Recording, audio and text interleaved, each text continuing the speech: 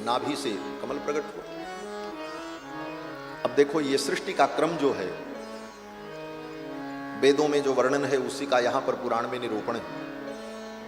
आज जो हम पढ़ते हैं, प्रारंभिक शिक्षा में हमें पढ़ाया जाता है कि ये सब सृष्टि प्रकृति के द्वारा हुई, प्रकृति में अपने आप हलचल होती है और प्रकृति में ये सारे कार्य होते रहते हैं।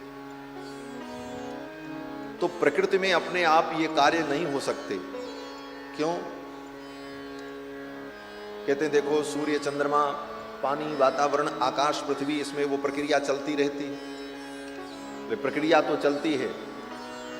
गेहूं को खेत में डालो तो गेहूं में पानी मिला, सूर्य का प्रकाश मिला तो उसमें अंकुरण होगा, अंकुर बढ़ेगा, फिर पानी मिलेगा, वायु मिलेगी, सूर्य का प्रकाश मिलेगा, फिर उसमें फल लगेंगे। सब कुछ प्रकृति कर रही है। लेकिन विचार करना, गेहूं आपके घर में रखा हो और खेत भी हो, पानी भी हो, लेकिन अपने आप गेहूं में अंकुर तब तक नहीं पैदा होगा जब तक कोई हमारे आप जैसा चेतन व्यक्ति उस गेहूं को उठा करके खेत में ले जा करके मट्टी में दबाएगा नहीं, पानी डालेगा नहीं, तब तक गेहूं में अंकुरण नहीं करेगी प्रकृति। लेकिन जब तक उसमें चेतन तत्व का, हमारे आप जैसे चेतन तत्व का सहयोग नहीं होगा तब तक उसमें अंकुरण नहीं होगा। उसी प्रकार प्रकृति में सब कुछ होता है, लेकिन इस प्रकृति में इस कार्य को संचालित करने के लिए परमात्मा जो परम चेतन तत्व है, जब तक वो हस्तक्षेप नहीं करता है तब तक प्रकृति में कोई कार्य नहीं होता। इसलिए सृष्टि के मूल में परमात्मा को हम स्वीकार करते हैं और ब्रह्मा जी के द्वारा ही ये विलक्षण सृष्टि उत्पन्न होती है। ब्रह्मा जी महाराज जब प्रकट हुए, और ये क्यों मानते हैं? बोले ये सब हमारा तर्क संगत सिद्धांत है, कपोल कल्पित नहीं। आज कहते हैं ये सब मनुष्य कहां से पैदा भये, तो कहते हैं सबसे पहले एक कोशीय जंतु पैदा हुआ जिसको अमीबा कहते हैं। पढ़ते हैं, यही पढ़ाया जाता है। डार्विन का विकासवाद सिद्धांत यही हम पढ़ते हैं। बचपन में वही खुरापात दिमाग में भर दिया गया कि पहले एक अमीबा, एक कोशीय जंतु पैदा हुआ, फिर वो एक कोशीय जीव जब बढ़ा तो अनेक कोशीय हुआ, पानी में भागने की इच्छा हुई तो वो तैरने लगा, चलने की इच्छा हुई तो पैर निकल आए, उड़ने की इच्छा हुई तो पंख पैदा हो गए, और इस प्रकार धीरे धीरे विकास होते होते होते होते 84 लाख जोनियां बन गई। ये विकासवाद, उन मूर्खों से पूछा जाए कि तब से विकास जो चल रहा था वो आज विकास बंद क्यों हो गया? अब 84 लाख के बाद 1 करोड़ हो जाना चाहिए था और प्रजातियां पैदा हो जाती। ये विकास वहीं पर आकर के क्यों रुक गया? इतनी योनियां बनने के बाद वो विकास क्यों रुका? इसका कोई उत्तर नहीं। कारण क्या? बोले उड़ने की इच्छा हो गई उसमें तो उसके पंख पैदा हो गए। अरे उड़ने की इच्छा तो हमारे आपके अंदर भी लाखों वर्षों से है, लेकिन नहीं उड़ पा रहे हैं। विमान में बैठ करके भले उड़ लें, फ्लाइट में बैठ करके, लेकिन उड़ने की इच्छा होते हुए भी हमारे आपके अंदर पंख नहीं पैदा हुए। तो ये कल्पना ही तो है। डार्विन का वो सिद्धांत भी केवल काल्पनिक है, लेकिन उसको हम सत्य मानते हैं, और हमारे वेद पुराण जो कहते हैं इसको हम कल्पना कह करके इसको झुठलाने का प्रयास करते हैं। यही हिंदू सनातन धर्म के साथ हो रहा है।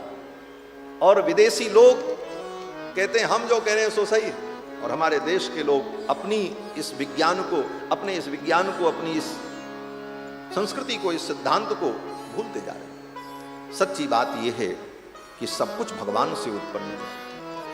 कहते हैं जितने बंदर थे वो सब आदमी बन गए, यही पढ़ाते हैं हम लोग। अब इससे बड़ी मूर्खता की पढ़ाई और क्या होगी कि हमारे पूर्वज बंदर थे, यही हम पढ़ने जाते हैं। पढ़ते हैं तो क्या पढ़ाते हैं? बोले हमारे पूर्वज बंदर थे, जंगल में रहते थे, जंगली थे, और वे बंदर विकसित हुए, उनकी पूंछ घिस गई और मूंछ निकल आई, वो सब आदमी हो गए। यही पढ़ा दिया। बोले उनकी पूंछ घिस गई, मूंछ निकल आई, आदमी हो गए। बोले पूंछ क्यों घिस गई? बोले पूंछ की जरूरत नहीं थी इसलिए पूंछ खत्म हो गई। यही ना बताया जाता है, आपने भी पढ़ा होगा। भाई पूंछ की आवश्यकता नहीं थी इसलिए पूंछ चली गई। जिस अंग की आवश्यकता नहीं होती वो समाप्त हो जाता। बोले सैकड़ों वर्ष से लोगों को कुत्ते की पूंछ की जरूरत नहीं है। कुत्ते की पूंछ विदेशी लोग काटते हैं, लेकिन अगला कुत्ता पैदा होता तो उसको पूंछ पैदा हो जाती। वो पूंछ क्यों नहीं गायब हुई? गाय के सींग की उनको जरूरत नहीं होती, गाय की सींग को दबा दे करके उसे समाप्त करना चाहते हैं, लेकिन फिर अगला बच्चा पैदा होता तो उसको सींग पैदा ही होती। क्यों होती? अगर आवश्यकता न होने पर वो अंग समाप्त हो जाते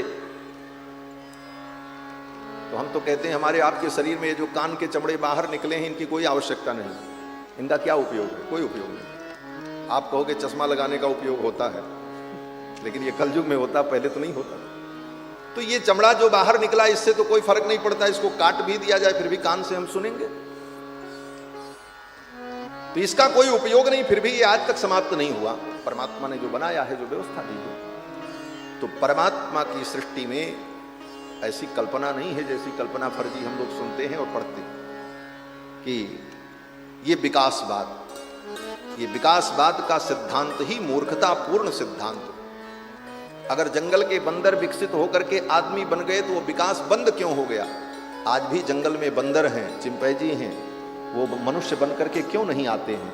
दो चार आया करें, 10 20 50 वर्ष पर एक आध का विकास होता रहे, वो विकास रुक क्यों गया? प्रश्न इस बात का। इसलिए ये सब कल्पना ही है, लेकिन वही कल्पना हमारे दिमाग में बचपन में भर दी जाती है, फिर उसी के इर्द गिर्द हम सोचने के लिए मजबूर हो जाते हैं और अपनी इस विलक्षण कल्पना को, जो कल्पना हमारे वेद व्यास और बड़े बड़े ऋषि मुनियों ने लिखा, जो सत्य है, उसको हम नहीं स्वीकार कर पाते। इसी प्रकार भाषा के विषय में भी कहते हैं लोग भाषा बाद में सीखे, कहते हैं ना कि भाषाओं का विकास हुआ। पहले भाषा नहीं थी, लोग जंगली थे, बोलते नहीं थे। तो प्रश्न यह है भाषा कहां से आई? तो भाषाविद, जो वर्तमान के भाषाविद हैं, वो लोग कहते हैं कि लोगों ने आपस में तय किया और भाषा का विकास किया और तय किया कि इस वस्तु का ये नाम, इस वस्तु का ये नाम, और तब भाषा बनी, तब व्यवहार शुरू हुआ।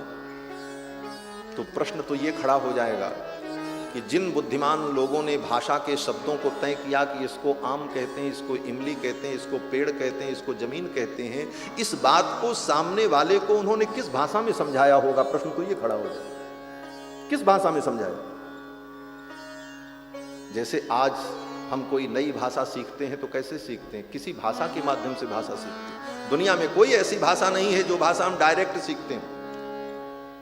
भाषा के माध्यम से हम नई भाषा सीखते हैं, और जो भाषा हम बचपन से बोलते हैं वो मातृभाषा होती, वो हम सुन करके बोलते हैं। वो भाषा पहले से रहती है, तब हम सुन करके उसे बोल पाते हैं और समझ पाते हैं। इसीलिए जो व्यक्ति कान से बहरा होता है वो गूंगा भी होता है, क्योंकि शब्द को सुनता नहीं, इसलिए बोल नहीं सकता। तो जब तक शब्द सुने नहीं जाएंगे तब तक उनका उच्चारण नहीं होता, और नए शब्दों का सृजन करना हो, नई भाषा के शब्दों को सीखना हो, तो एक भाषा पहले से जानना आवश्यक होता है। हम अंग्रेजी भी सीखते हैं तो पहले अपनी मातृभाषा के माध्यम से हम सीखते हैं। तो विश्व की वो कौन सी भाषा थी जिस भाषा में लोगों ने एक दूसरे को समझाया होगा? तब बोले तो इसका यही उत्तर देना पड़ेगा कि भाषा व्यक्ति को जन्म से प्राप्त होती है। हम आप पैदा होते हैं तो अपने माँ बाप से जो सुनते हैं वही बोलते हैं और उन्हीं शब्दों में हम व्यवहार करते हैं। हमारे माँ बाप ने अपने माँ बाप से सीखा। इस प्रकार सबके माँ बाप कौन है? बोले भगवान हैं। तुम्हें माता च पिता तुम्हें, उन्हीं से समस्त भाषाएं प्रकट हुई, समस्त ज्ञान विज्ञान प्रकट हुआ। विकासवाद माने मूर्खतापूर्ण सिद्धांत। विकासवाद कहीं है नहीं, सब कुछ अनादि है हमारे यहाँ। षट्स्माकम अनादयः, अनादिकाल से भाषा भी है, अनादिकाल से व्यवहार भी है, अनादिकाल से सब कुछ चला आ रहा है, सब कुछ अनादि है। यही सिद्धांत है। और आप कहीं भी इस सिद्धांत को परख लें, अंत में जाकर के सब सिद्धांत को अनादि ही मानना पड़ेगा। भाषा भी अनादि है, हम भी अनादि हैं, परमात्मा भी अनादि है, सृष्टि भी अनादि है, जीव भी अनादि है। ऐसा नहीं है कि हम लोग आज से हैं। ये शरीर भले हमको मिला हो 10 20 साल 50 साल पहले सबको, लेकिन आत्मा अनादि है, परमात्मा अनादि है। परमात्मा की ये सृष्टि अनादि है, भाषा अनादि है, ज्ञान अनादि है, सब कुछ अनादि है और सब कुछ अनंत है। ये सनातन धर्म है। बंधुओं, ब्रह्मा जी जब भगवान के नाभि कमल से प्रकट हुए तो ब्रह्मा जी ने चारों तरफ देखा, शून्य आकाश था, कहीं कुछ नहीं था। ब्रह्मा जी ने देखा जिस कमल पर हम बैठे हैं इसका तो कोई आधार होगा, चलो देखते हैं। ब्रह्मा जी उस कमल की नाल को पकड़ करके उतरने लगे। वो कमल की जो डंठल थी उसी को पकड़ करके उतरने लगे। उतरते उतरते हजारों वर्ष बीत गए, पता ही नहीं चला वो कमल आया कहां से। अंत में ब्रह्मा जी लौट करके फिर गए और जाकर के अपने कमल के आसन पर बैठ गए। जाते कहां, चारों तरफ शून्य आकाश ही था। जैसे उड़ी जहाज को पंछी पुनि जहाज पे आवे। कोई बड़ा जहाज समुद्र में जा रहा हो, उस पे कोई पक्षी बैठ जाए और पक्षी को पता न चले और जहाज चला जाए समुद्र के बीच में। अब वो पक्षी उस जहाज से उड़ेगा तो जाएगा कहां? न कहीं कोई पेड़ है, न कोई बिल्डिंग, चारों तरफ पानी ही पानी है। अंत में लौट करके उसको फिर उसी जहाज पे आना पड़ेगा। जैसे उड़ी जहाज को पंछी पुनि जहाज पे आवे, उसी प्रकार ब्रह्मा जी महाराज कमल नाल से उतरते उतरते थक गए। जब कहीं कोई आश्रय नहीं मिला तो ब्रह्मा जी आकर के फिर अपने कमलासन पर बैठ गए और सोचने लगे, मुझको किसने उत्पन्न किया? बिना कारण के कोई कार्य नहीं होता। अगर कार्य विद्यमान है तो उसके कारण की कल्पना की जाएगी और वो कल्पना सत्य होगी। अगर ये माइक मेरे सामने रखा है तो मैं गारंटी से कह सकता हूं कि इसको बनाने वाला कोई आदमी था, ये अपने से नहीं बना, किसी ने बनाया तब बना। तो ये कार्य जो हमारे सामने है, इस कार्य के द्वारा इसके कारण की हम कल्पना करते हैं, कारण का अनुमान करते हैं और वह अनुमान प्रामाणिक है, उसे कोई काट नहीं सकता। भले उस व्यक्ति को हमने नहीं देखा है जिसने बनाया हो, लेकिन हम चैलेंज कर सकते हैं कि बनाने वाला कोई मनुष्य ही होगा और इसको कोई काट नहीं सकता। तो ब्रह्मा जी ने भी अनुमान किया। अनुमान क्या होता है?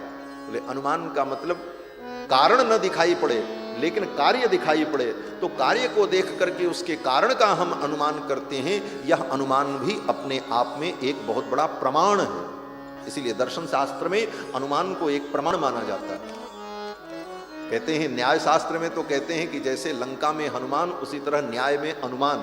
लंका में जैसे हनुमान के पराक्रम को कोई रोक नहीं सकता, उसी तरह न्याय दर्शन में अनुमान को कोई रोक नहीं सकता। अनुमान के बल पर ही परमात्मा की सिद्धि हो जाती है।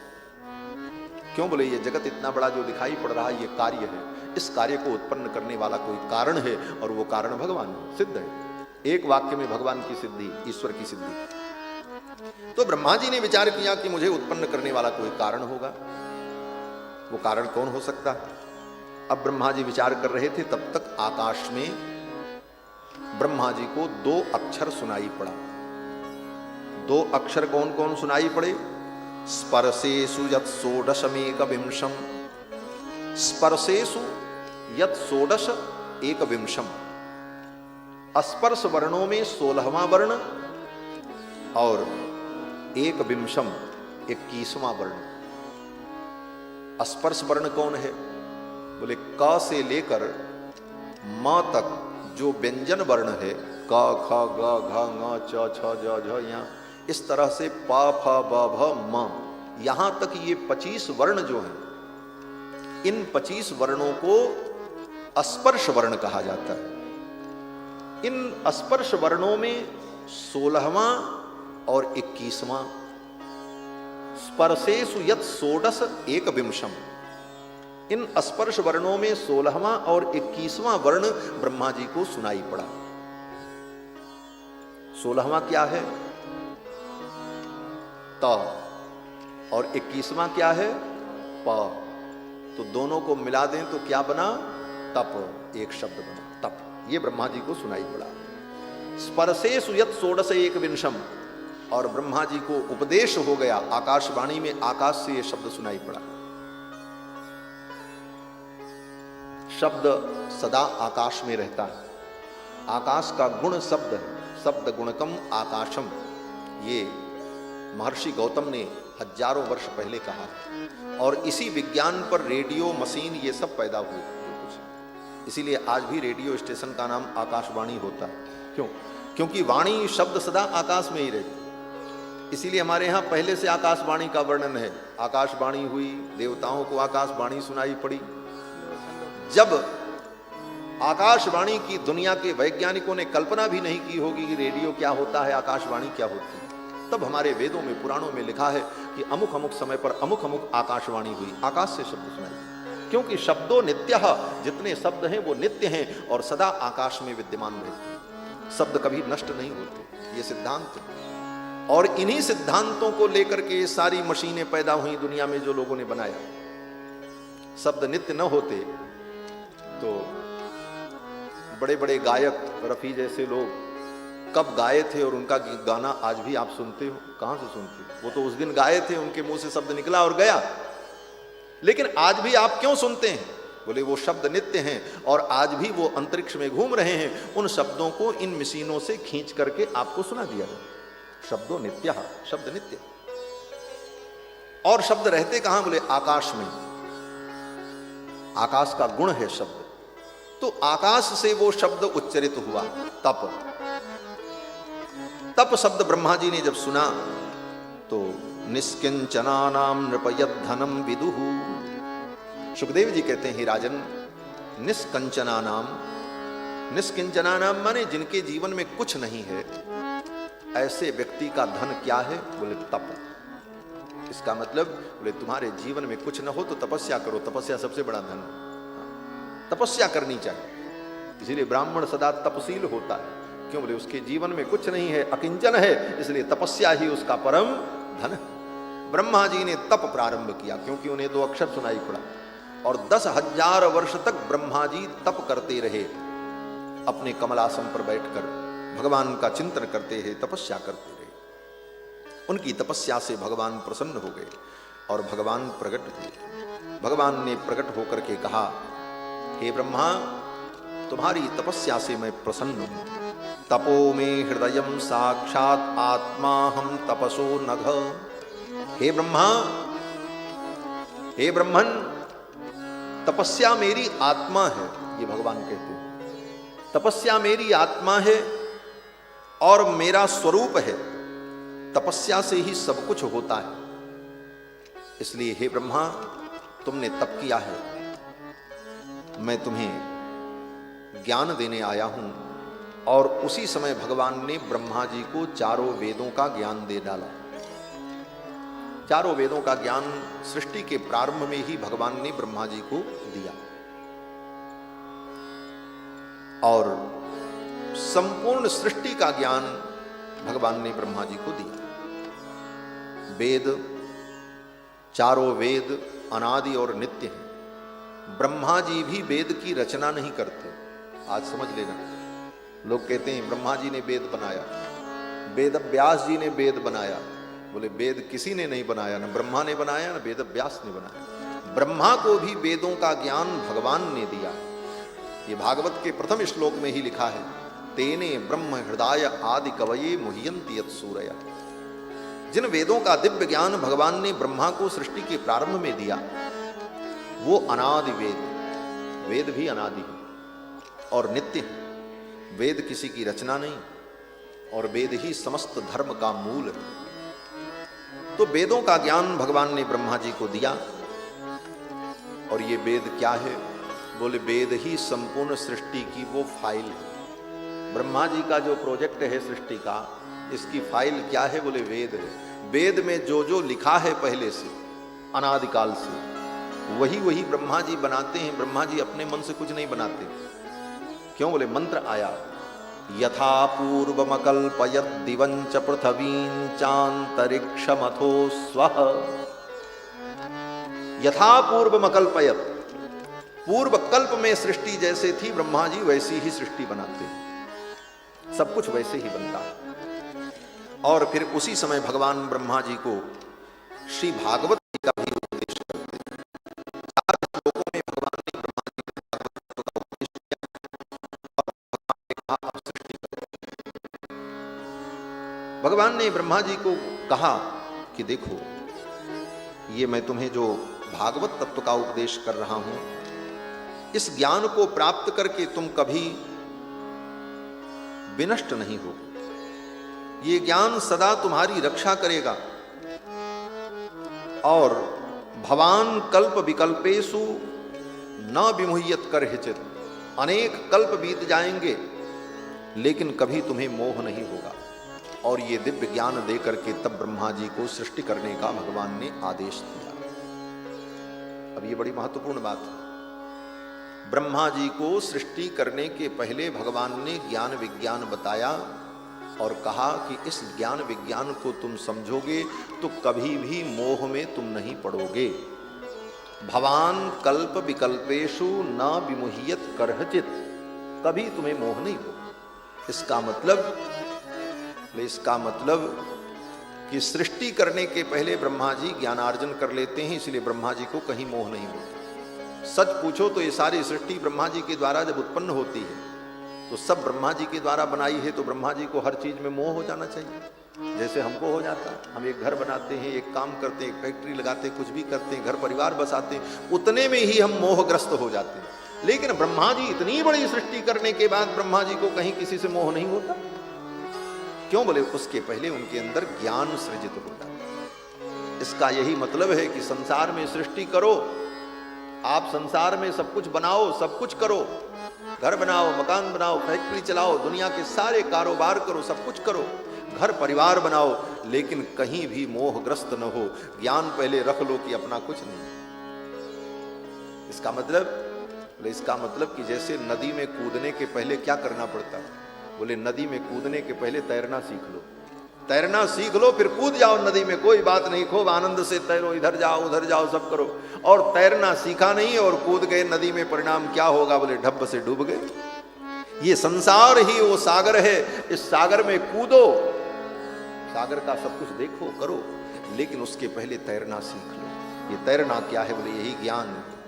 कहीं हमें मोह न हो। ब्रह्मा जी को भगवान ने सब कुछ ज्ञान बता दिया और तब कहा कि अब आप सृष्टि करो, तब ब्रह्मा जी ने सृष्टि प्रारंभ की।